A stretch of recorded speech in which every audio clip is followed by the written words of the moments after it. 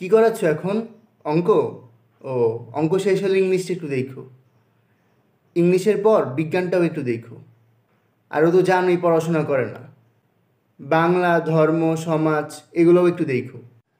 একটা একটা করে না বইলা একসাথে বললেই তো পারেন। একদিনে সব গিলায়া থিয়া যাও। জি আন্টি। আর এই নাও তোমার টাকা। এ কয়দিন আর আসতে হবে না, সামনে তো ঈদ। ঈদ শেষ হইলে তোমাকে আবার কল দিবনে।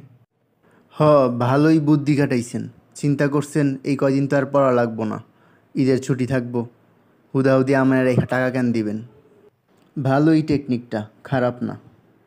এত বুদ্ধি যদি আমগো বাপ মার থাকতো তাহলে কত টাকা আজকে বাইচে যাইতো। জি আন্টি, জি আন্টি। স্যার জানেনই তো একদম পড়াশোনা করতে চায় না, একদম ফাঁকিবাজ।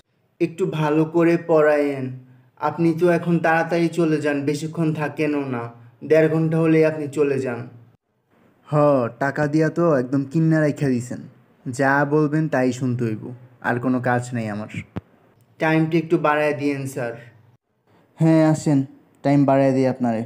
বেতন তো বাড়ানোর নামে কোনো খবর নেই। আগে বেতনটা বাড়ায় দেন, দেখবেন টাইম অটোমেটিক বেড়ে গেছে। স্যার কিছু বলছেন না যে? হুম, জি আন্টি দেখতেছি।